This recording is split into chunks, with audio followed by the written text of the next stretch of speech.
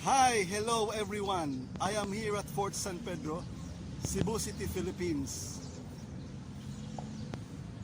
I am going to make a walkthrough inside Fort San Pedro in the time of coronavirus. So, join me now for a tour inside Fort San Pedro.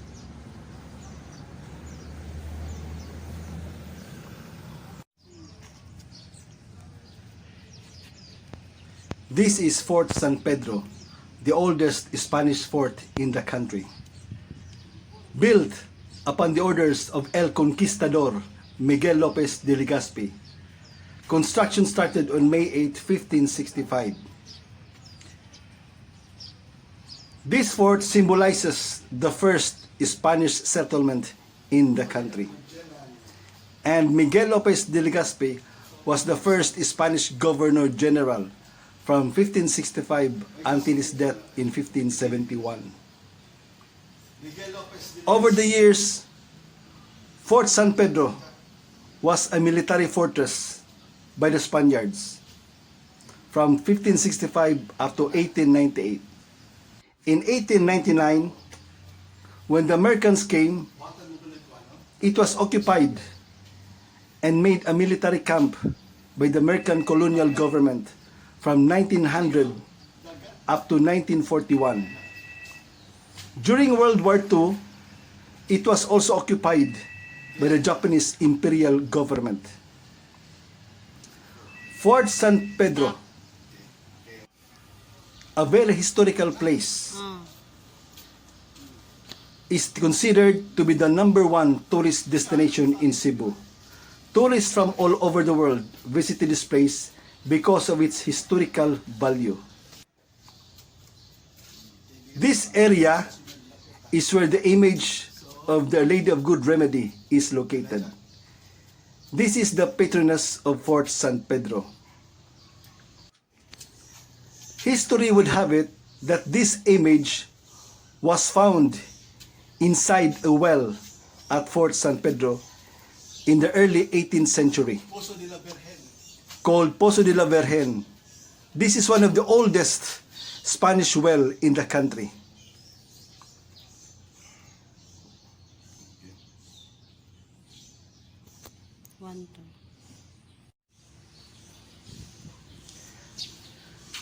Next to the image is where the old paintings, or the paintings of the famous personalities who are part of Philippine history.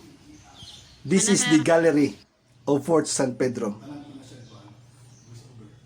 Inside this gallery is an old Spanish flag taken by one of General Dewey's men from one of the Spanish ships during the Battle of Manila Bay. This is Dato Lapu-Lapu and the Battle of Mactan and Ferdinand Magellan. Paintings of Queen Juana and Raja Humabon. This is Antonio Pigafetta and Enrique de Malacca, the interpreter of Magellan.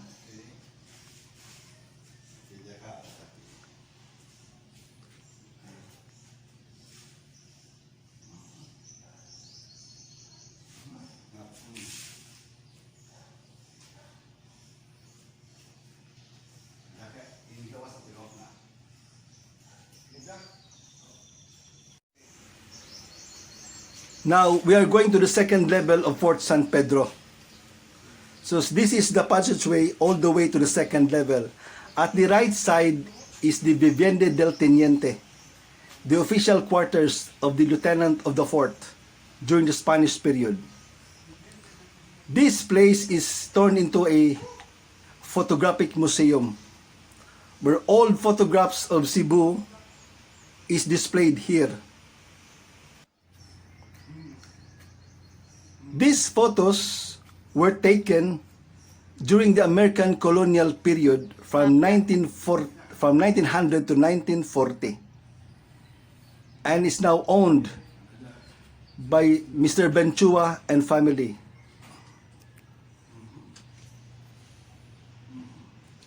Kaya istorya naman ni the old wrong pictures.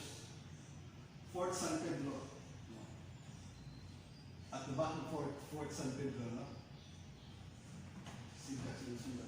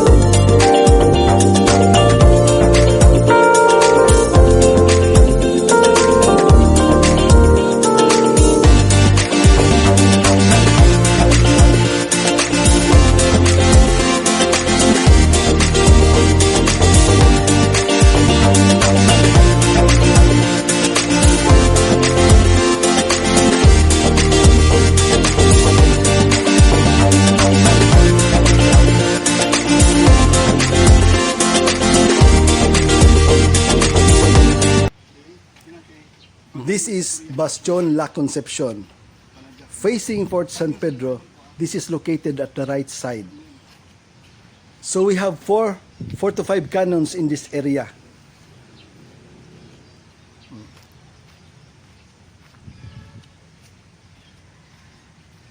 From this bastion, we will walk all the way to the other side, called Bastion San Miguel.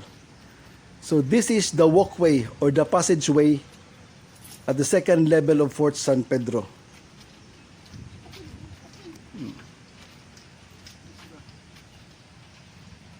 This area is currently closed.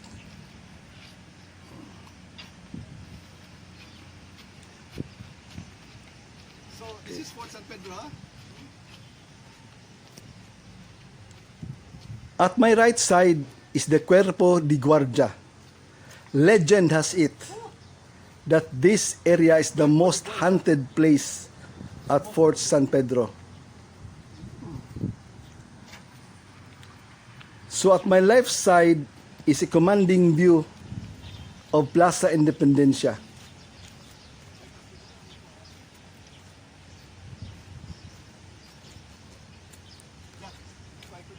So this is the Plaza Independencia.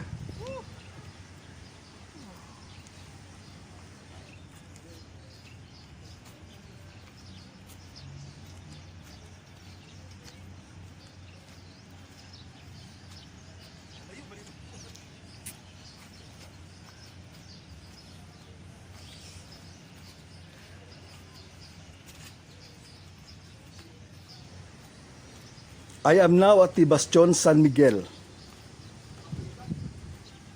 At present, this area can be rented out for birthday parties or for wedding receptions and could accommodate 100 persons.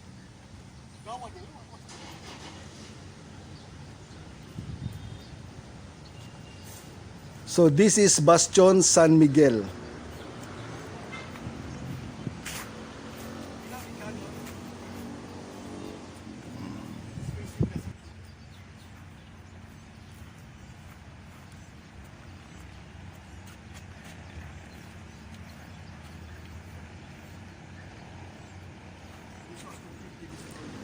This area is the most photographed at Fort San Pedro because of its romantic view of the whole area. From Bastion San Miguel, we will walk all the way to the other side, the Bastion Ignatius de Loyola. This is the passageway from the Bastion San Miguel to Bastion Ignacio de Loyola.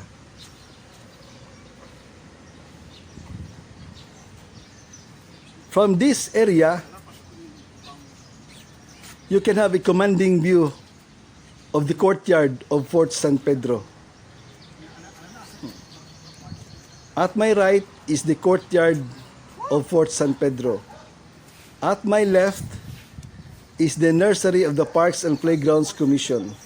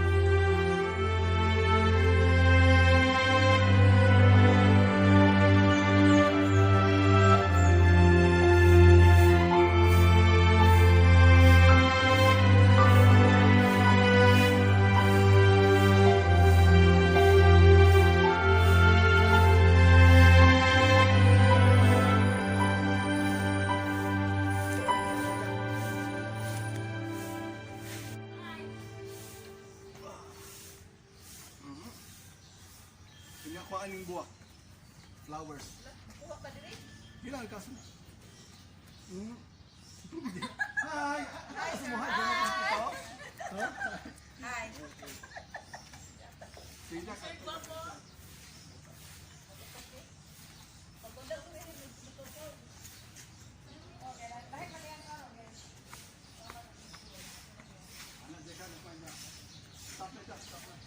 Stop na.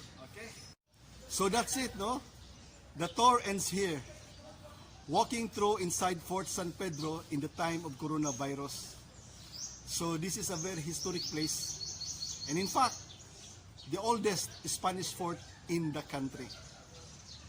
So, till next time, bye-bye. God bless all of us.